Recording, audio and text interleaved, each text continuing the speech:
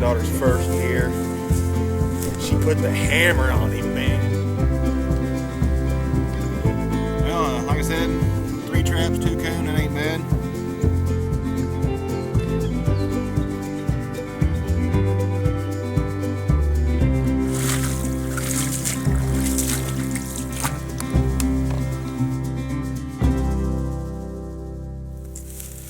Alright, I thought I'd give you guys kind of a rundown of what I'm using again this year. I pretty much use the same stuff every year.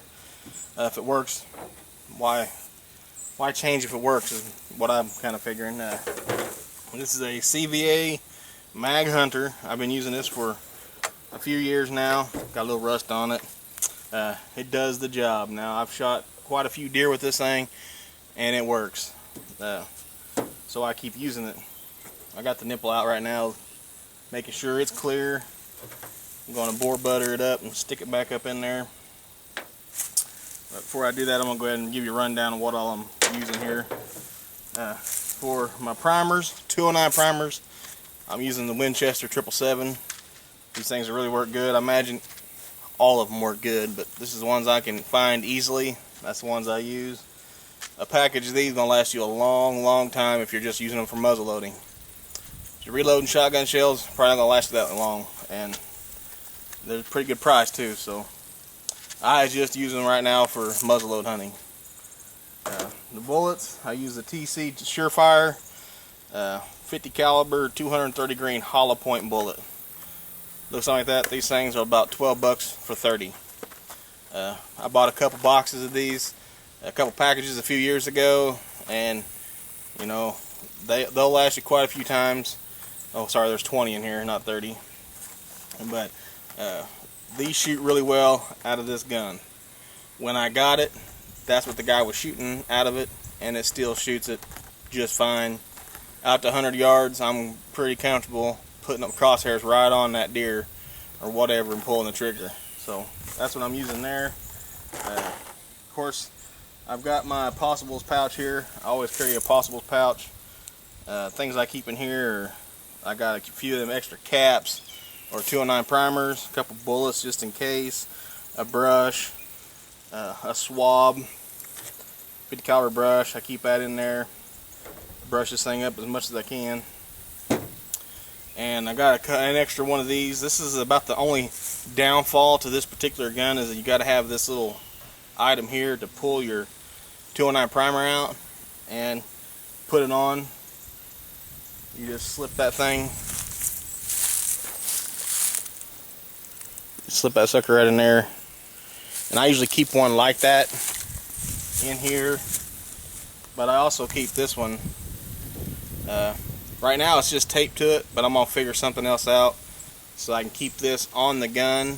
I keep it tied with a rope because I hate having to look for this thing, and I did just tape it right there, but I'm going to get something else figured out here pretty quick as far as keeping this on my gun and, you know, not having to look for it. But that is a pretty key implement for this CVA. They make them better now, newer, whatever, that you don't need nothing like that, and that's good. But this gun's still shooting great, so I'm going to keep it around. Like I said,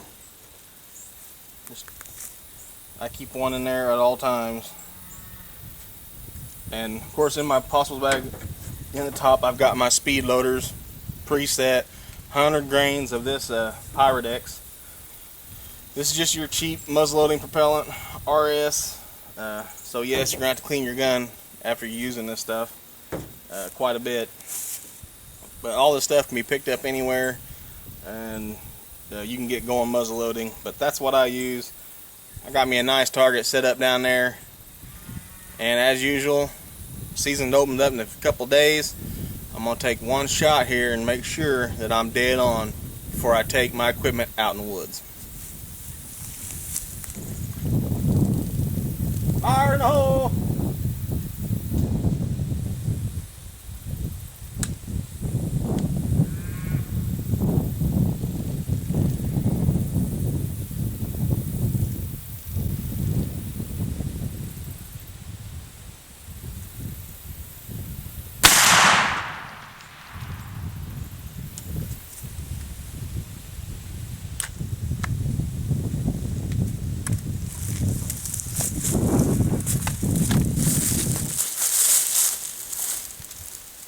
Well, tell you what, it just doesn't get much better than that. We're about 40 yards. Looking at approximately 1 inch high, around 40-50 yards. That means from anywhere from 50 to 150, I should be right in here, no problem. So that's good. I like it. One shot, I know I'm ready for muzzleloader season. Whew. Can't wait. Well, it's a opening day of muzzleloader season.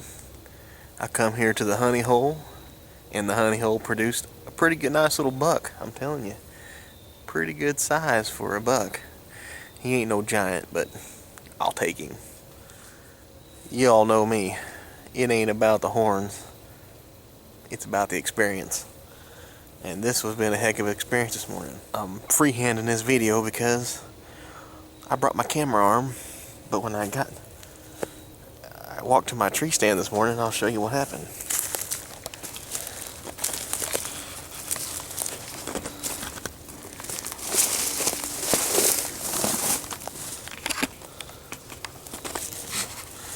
So that used to be up there. And this is just one of those spots that I love coming to because I know I'm going to see a deer. I'm going to get a shot. I got a shot. Pretty nice buck. I just got up off the ground to do a little stalking towards the truck, and man, I seen him, and I clicked off that safety. I seen that one side, and I thought, hey, that's a pretty nice buck.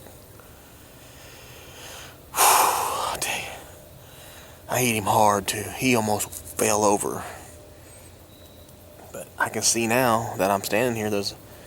He's got some rubs in through here, and he's just coming out of this bottom and working his way up to this thicket, just like they're supposed to. I'll tell you what, the bad part is, it's over half a mile to the truck. I'm about to drag this thing a half mile.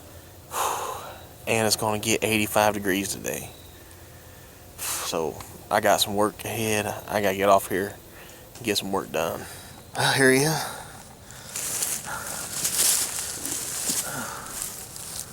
Just a real weird horned deer. Look at that. He's got 3 points over here. This one's all crooked and no eye guard. Little bitty eye guard here. I mean, this side's pretty typical. This guy's kind of weird. But man, look at the body on him. That blonde hair. Look at that blonde hair. That is so weird. Look at that. Just the prettiest. I mean. And look at that body. He's got a nice big old body on him. Tell you what, that'll do right there. I like that. This is one of my goals this year.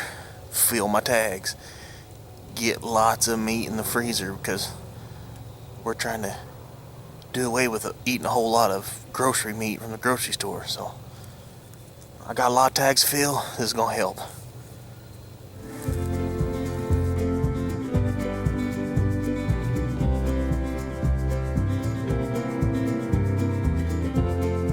This episode brought to you by Nice Targets, a superior shooting experience.